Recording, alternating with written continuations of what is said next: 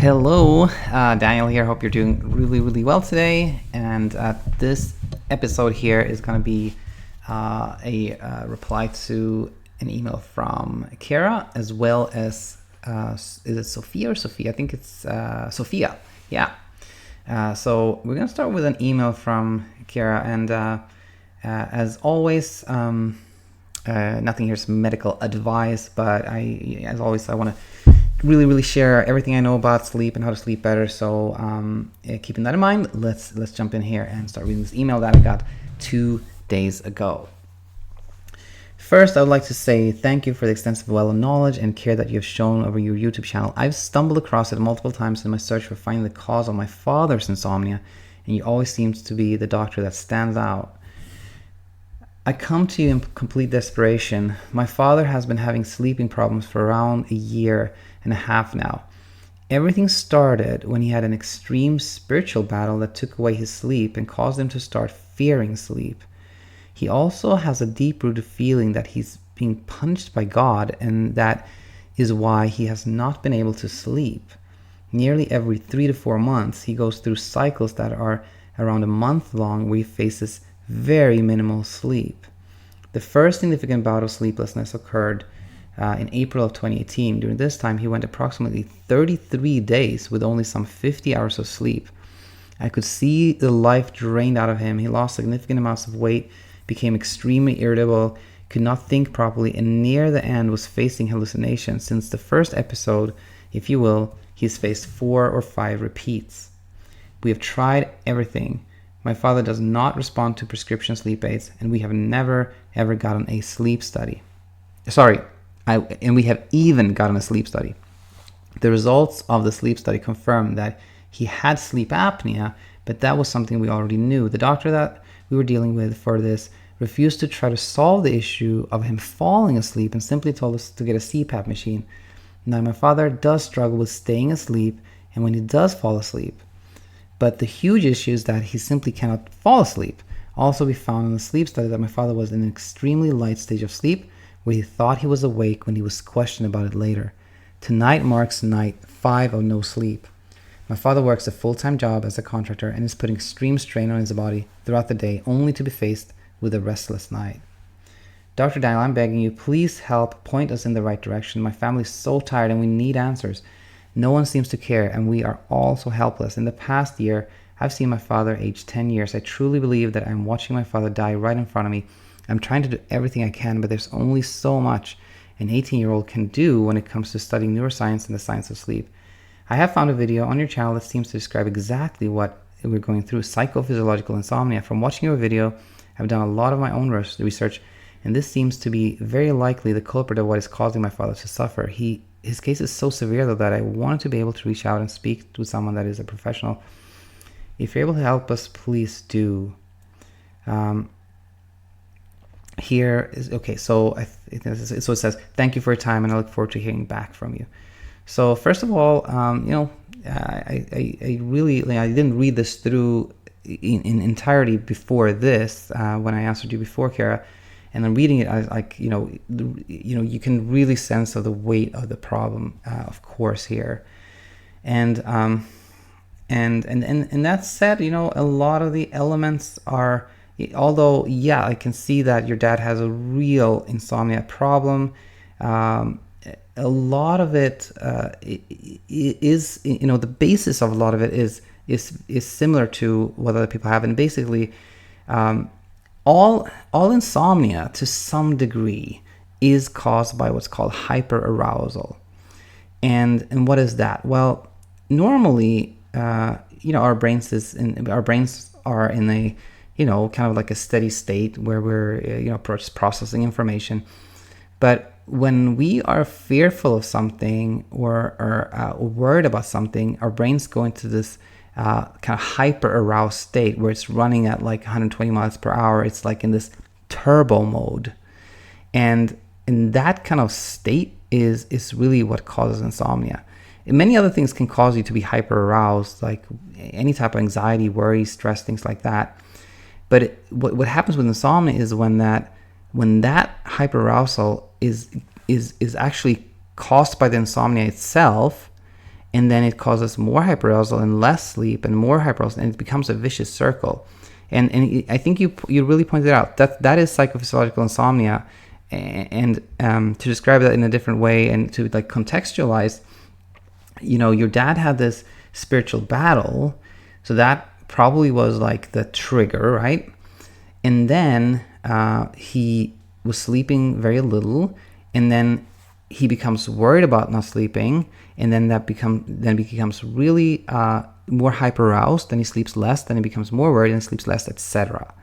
So I think you're right. Like the basic mechanism is not super complicated. It's like a vicious cycle of like worrying about sleep, sleeping less, worrying more about sleep, sleeping less, worrying more about sleep, and sleeping less, etc. Now, and another, like, what really shines through this email is how not only your dad, but you, everybody in family is like so affected. There's like the sense of desperation, and that is like 100% understandable. But it's also important to know that the desperation is oftentimes part of the problem when it comes to sleep. Meaning, sleep is one of those things that the more you want it, the less you get of it. Like the more you want to sleep, the more you think about sleep, the more preoccupied you get, the more anxious you get, the more self-monitoring you do, and the less sleep you get.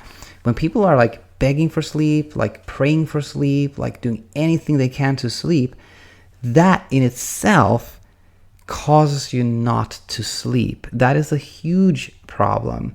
And again, to summarize it, like the more you want to sleep, the more you try to sleep, the less of it you get. And then the question, of course, becomes, so what am I supposed to do? And we'll get to that in a second. But I thought there was another third interesting thing here, which was when he had the sleep study, it said that, he was in a kind of lighter stage of sleep that he perceived as wakefulness. And that is, so I think, what is going on is probably psychophysiological insomnia. Again, no medical device here. I don't know that, but it sounds like that. But it was something else. Another kind of type of insomnia is called paradoxical insomnia. And you know what? You almost always have both. Like they're always mixed. But I think it's helpful to talk about paradoxical insomnia because that seems to be going on for sure as well. And what is that? Well, when we are in kind of normal state of health, like mental health, like we're relaxed and everything, we go to bed and our brains go into like a deeper type of sleep, and it feels like we sleep. Like we think that we sleep, 7 hours. We actually maybe slept 6 hours, but it feels like we slept 7 hours. That's kind of typical. But if you are in this hyperaroused state that we talked about, you may actually sleep, but it's like stage 1, maybe stage 2 sleep for most of the night.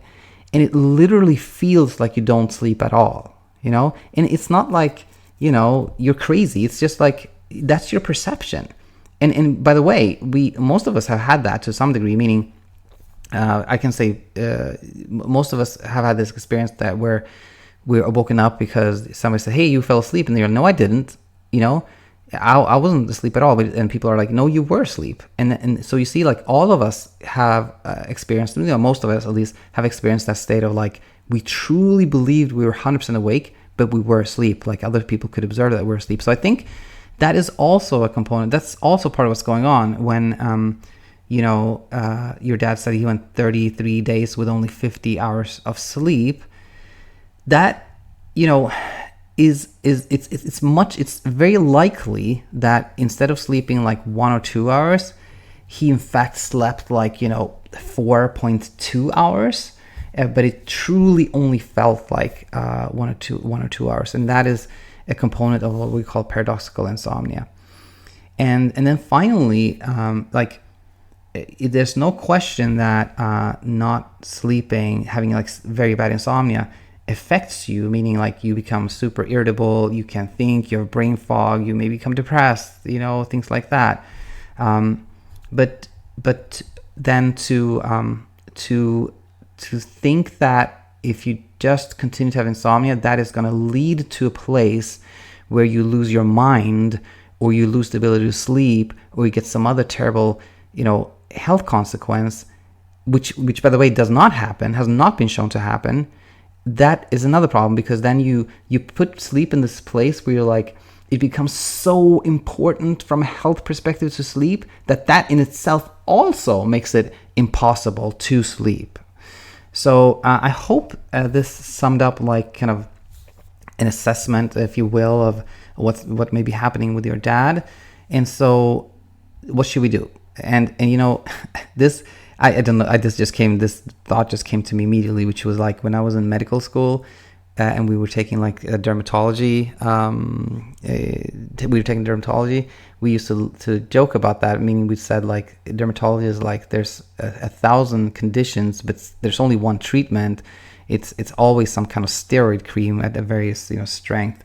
And that just came to my mind because it really is kind of like that with insomnia. Like people come in with different stories, different nuances, like you know, things are different from everybody that has trouble sleeping, but the path forward is actually very similar. Like it's all about you know, I'm all about CBTi. I truly believe like CBTi is the answer to like, you know, virtually anyone.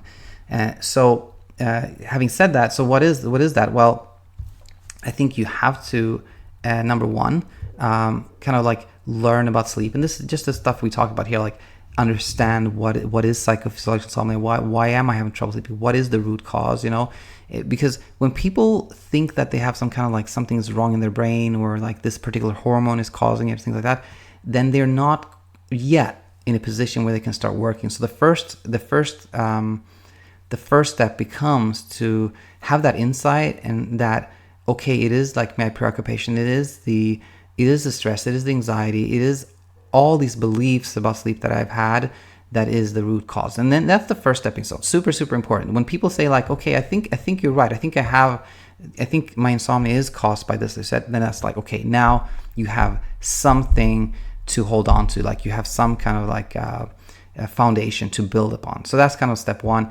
And then step two, really I believe is working on like these behavioral techniques, which is spending less time in bed and getting up at the same time every morning. So setting like an alarm at, let's say 5:30 a.m. and be super strict with that. Like even if I didn't have any sleep at all, I'm going to get up at 5:30 a.m. and I'm going to stay awake and be as active as I can until a certain time point. And that leads us to like bedtime restriction, where you're like, you should not spend so much time in bed. You know, somebody that one way to do it, by the way, is like you ask people how much they sleep, and somebody says, I only sleep like 4 hours, then that's kind of very little. So you never go below 5.5 or 5 hours. But somebody that sleeps very, very little, she'll probably also spend about that time in bed. Meaning, so to clarify this, one way to start is to ask people to fill out a diary, and if people sleep about 5 hours, then they start by spending about 5 hours in bed. But you generally shouldn't go below 5 hours, is the general recommendation. But again, getting up at the same time every morning, super important. Not spending too much time in bed. Maybe start with 5.5 hours, maybe start with 6. Like spend less time in bed is helpful. And then stimulus control, the other technique, is also important. Like if you can't sleep, get out of bed. Only go back when you can't sleep again. And then beyond that, what really becomes important is like to try as much as possible not to do anything to sleep. Meaning like the more things you try to make yourself sleep, the worse it gets, because anything you try to make yourself sleep becomes is a way of giving the insomnia attention. You know, I'm trying this, let's see how it works. No, that didn't work. Okay, I'm gonna try this, etc. That you never leave that never-ending spiral of like trying to solve this thing that can only be solved by you actually pulling away from it. So I hope this was helpful. I have a good friend and a colleague. His name is Martin Reed. He's in the video that's Insomnia episode 108, and he has like a program for insomnia, online program. I always recommend that because I know Martin, and I know his intent is to help people sleep, nothing else. And so that's one. Finding somebody locally that knows CBTi is good. Leave comments on my videos. I'm always happy to share my thoughts, or I'll respond to emails as well, of course. And was there something else I want to say? Yeah, I hope this was really helpful, Kierra, and stay in touch. Okay. So that was one thing, and then now we're going to move over to the second answer here, and this is a reply to Sophia. And to give you a little bit of background here, sorry, I'm looking through my emails and I realized, I realized this was just a very kind of automated reply. There, nothing there actually. Here it is. Okay, so to give you a little background, I connected Sophia. I think left a comment or emailed me maybe in February of this year, and at that time we talked about like CBTi and what that was, and I gave her some pointers and things like that. And I think what happened was that she eventually said that I think CBTi is hard. Like it didn't really, she said it didn't work for her. And then I said, well, in that case, I think the next best step to do for most people is to try, like if CBTi is really, really hard, then you can try something called mindfulness-based therapy for insomnia, which is very different. And if you're interested in that, there's a good book by somebody named Guy Meadows. I think he just calls it the sleep book. And by the way, mindfulness-based therapy for insomnia is about like practicing mindfulness during the day, and also like when you can't sleep, you just stay in bed and you like work with the thoughts, and like you externalize yourself from the thoughts you have and things like that. So very different, but I think it helps some people. I think it's CBTi again. I think really is best for almost everyone, but mindfulness-based therapy can also be helpful. Anyway, so we left off back in February, and I want to share this with you, Sophia, and anybody else listening, that when somebody says CBT didn't work for me, what else can I do? I always think that it makes me a little bit discouraged. I'm like, I think it could work, but I'm hopeful, of course, that something else will be helpful.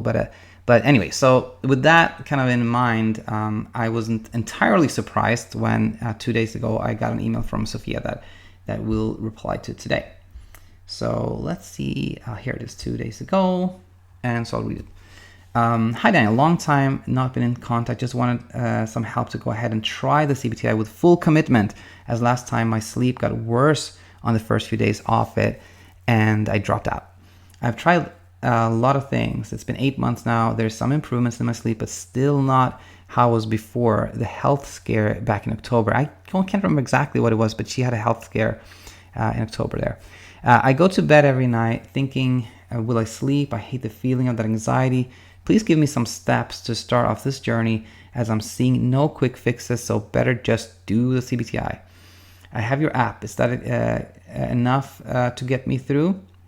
I would love to consider other options, but nothing that's expensive, and I'm scared it will not work like other things. So actually, let me answer that one first, and then there was another question that came in later. So kind of to point you in the right direction, you know what? The app I've created is a very simple, like, bedtime restriction type algorithm. I think it definitely can help. Like, it gives you a diary, and for anybody interested, it's called BedTyme with a Y. And actually, since we're on that topic, it is going to be completely different in just a few days. When Apple approves it, hopefully soon, then the upgrade will include like a curriculum where you can learn about insomnia, sleep, and CBTi, etc. And there's also going to be like a coach that's going to be me for the initial period, and then it's going to be like I'm going to hire coaches. So I think it's going to be super good, and so keep that in mind. That could be really good. I thought about that when I read this. That could be a really good option for you. Now, before that, I honestly think, Sophia, that if you just like start off by watching like episode 1, Insomnia episode 1, and episode 2, and learn and like do maybe the first 10 episodes or so, and really try to learn those. And after that, you can like browse this channel. There's so many examples, like success stories. There's so much stuff on this channel that's good. But to give you something more specific here, you said something here. I go to bed every night thinking, will I sleep? That is so common, right? Like so many people with insomnia start getting preoccupied as it starts getting dark outside, and they know that I'm going to go to bed and I'm not going to sleep. Am I going to sleep, and or not, and what's going to do, etc. And of course, that the preoccupation, like the worrying about if you're going to sleep or not, is what causes you not to sleep, And I just remember I read this from Sasha Stevens somewhere. So Sasha Stevens, by the way, she's written The Effortless Sleep Method and a couple other books. They're really, really good. But what I remember her saying was that if you knew exactly how little or how much you were going to sleep, let's say if you knew that I'm going to sleep 5.2 hours, then you'd probably feel okay, even if it's not very much. But what really is the trigger is not knowing if I'm going to sleep, how much, etc. And just, I think that insight, that is an insight that, we're fearful of not knowing more than anything else. It's not so much that we're going to get a little sleep. It's like we don't know how much sleep we're going to. That is kind of a big trigger. So, where should you go with that insight? Well, really practice CBTi, because I think what's really helpful is to know that, okay, short sleep is not dangerous, and if you're not allowed to go to bed before a certain time, if you're actually supposed to spend little time in bed, sometimes that takes the pressure off. So you feel like, okay, I shouldn't go to bed early. I shouldn't try to sleep. That really helps. And another thing. Oh yeah, this is an important one. You mentioned that you tried several things that don't work. Nothing can really make you sleep except your own natural internal sleep drive, your need for sleep. And that's why nothing works, because nothing can make you sleep except that. But another important point is when people say this didn't work for me, that to me says this thing didn't make me sleep, so it didn't work. Well, nothing can make you sleep except your sleep drive. So here's the thing. If you approach CBTi the same way, if you're looking for CBTi to make you sleep, it is also not going to work, because you're going to be self-monitoring. You're going to be like, okay, I've did this for 2 days. I'm still not sleeping. Is it going to work or not? I've done it for 4 days. It's still not working. You just have to approach it this way. CBTi, it gives you the best opportunity to sleep. It's not going to make you sleep, but it's going to create an environment where sleep becomes more and more likely. Okay? I think this is super important. And as I'm saying now, I'm realizing I have to say this much, much more. But yeah, if you approach CBTi that way, then it will quote unquote work. I realize it's funny how I say that, but if you approach CBTi as this is going to give me the best chances of sleep, it's going to set the stage for sleep, then I think you will derive the most benefit from it, to put it another way. And okay, and then Sophia sent another email. She said, hope all is well. If you could answer the following question as well. Why do I still have bad nights even though I slept well the other days? The drive must be there, and how to address the negative anxiety about sleep. If anything, I think the bad night is the whole anxiety circle I'm going around for the last 6 months. Before that, it was a health scare. So in total, 8 months of this, and don't want to leave it to turn into years, and that gives me anxiety in itself. 100%, absolutely. Now, to answer your question here,